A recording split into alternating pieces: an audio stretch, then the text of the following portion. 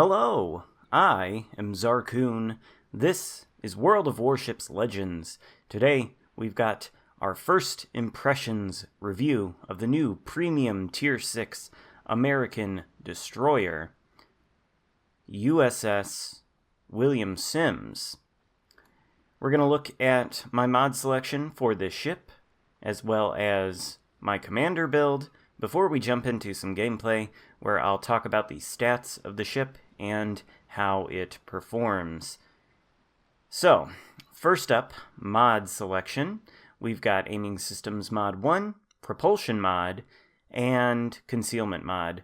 There is a fourth mod slot that allows you to switch between two types of torpedoes, and I'll talk a little bit more about that once we get into the gameplay. As for my commander, we've got George Dewey, who I really need to bump up to 11 so I can add the second inspiration. Mostly, I'm using Dewey because he increases the fire chance as well as the speed and overall maneuverability of the Sims. So, let's get into the game. It is a domination mode game on northern waters, and right off the bat, I should say that I don't particularly care for this ship. It feels like a bit of a disappointment to me following the release of the fantastic premium Tier 6 cruiser München a week ago. In any case, I'll talk about what I like on this ship first and foremost. It has god tier maneuverability. 40.4 knot top speed with the Dewey commander skills and the booster flag, although it does bleed speed very hard in turns. The slightest turn, when you're going at that top speed of 40 knots, will reduce your overall speed by like 5 or 6 knots. It really bleeds speed in the turns. You'll see that here in just a moment if you watch how I am moving the ship. It also has a 500 meter turning circle, which is just incredibly tight.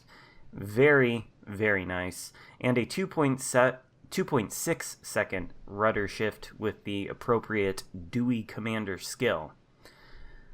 That's sort of where the impressiveness ends, though. The rest of the stats, not so impressive. 13,800 HP, which is not great, but also not terrible.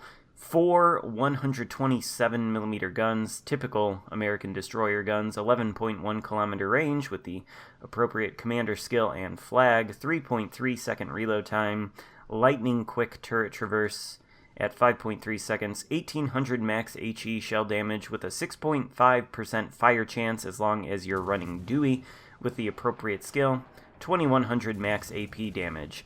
Obviously, since it's an American destroyer with quick reloading guns, it's no slouch in a gunfight. We're able to pretty effectively deal with this Icarus, who chooses not to shoot back at us and instead elects to smoke up. Now the torpedoes, which we will be launching here momentarily. It has 8 torpedoes, and I am using the alternative torpedo mod, which gives you torpedoes that range out to 9.2 kilometers, quite nice, but have an anemic 8,500 max damage, much like the Tier 6 Benham, 72 second reload, nice and quick, but 49 knot top speed. These are like crawling little sea mines. They are incredibly slow. They do have an excellent 1 kilometer detectability though, so they are quite stealthy, and if they are on target, then the target is probably not going to notice them until it's far too late. We'll see how those torpedoes on the Gneisenau go as we take out this Icarus for our first kill of the game and the first blood medal. Gneisenau is coming around the corner. He is going to be able to spot us. Our detectability on this ship is 5.5 kilometers, although if I had Dewey up to rank 11, I'd put Swirsky on there and probably get it down to 5.3 or so.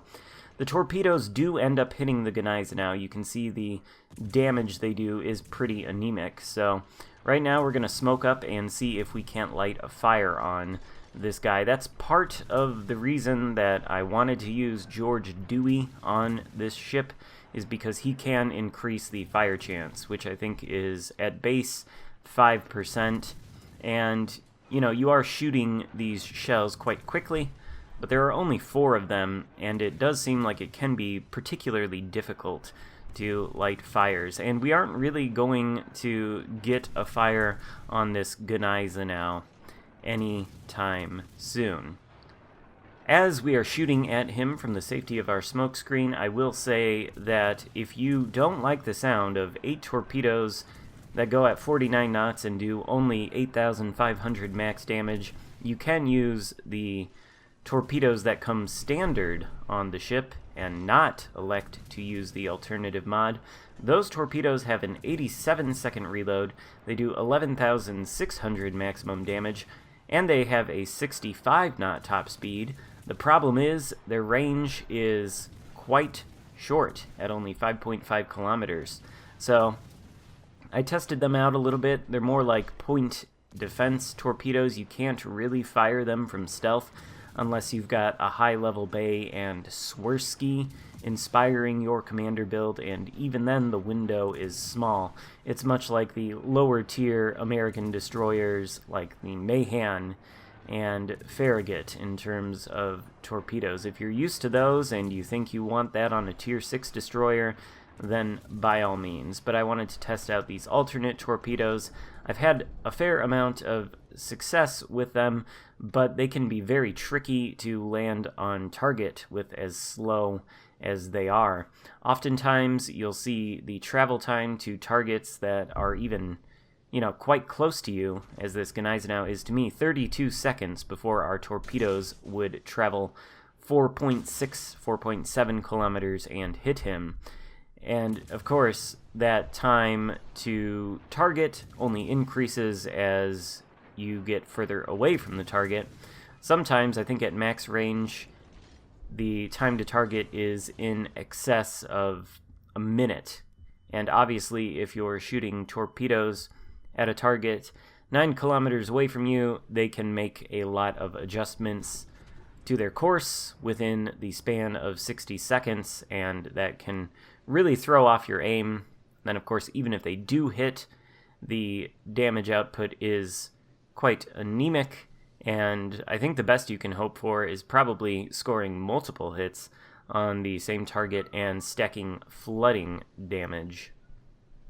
Basically, it can be quite tricky to rack up high damage numbers. I suspect that if anybody attains the damage record with this ship, the number will be pretty low. Now, that's not always a bad thing. As an American destroyer with decent guns, it is pretty good at taking capture points and contesting them from other destroyers.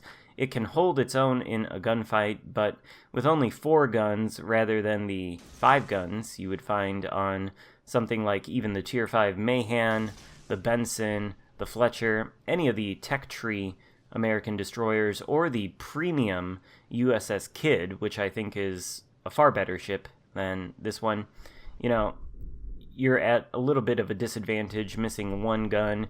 You add on to that the fact that you have very slow, long-range torpedoes with anemic damage output, or alternatively, you have very short-range torpedoes with middling damage output. Combine those facts with the, god-tier maneuverability, and you have a very maneuverable destroyer that isn't necessarily the best weapons platform out there. I'm not going to say this ship is bad or anything. I don't think it's a bad ship. You can certainly have success in it.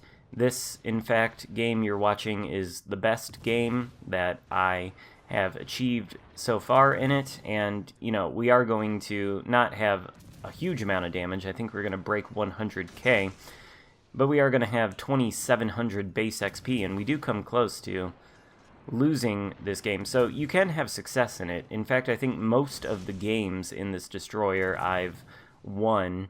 Oftentimes I think these American destroyers aren't necessarily for racking up ridiculous amounts of damage, but for playing the objectives and winning games. And you can certainly do that in this ship. It's not going to be for everybody, I can tell you that.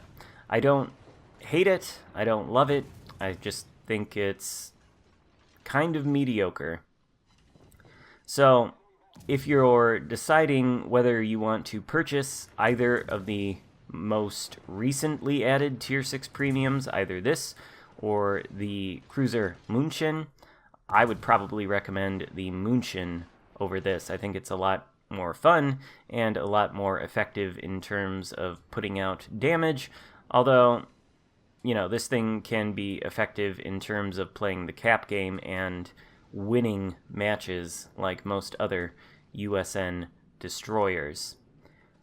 Frankly, I think that's pretty much all I have to say about it. We might want to take a look, though, at the state of the game here, because I think my team is going to attempt to throw this one, and I'm going to have to try to make sure that that doesn't happen. I've got torpedoes heading toward the Lion.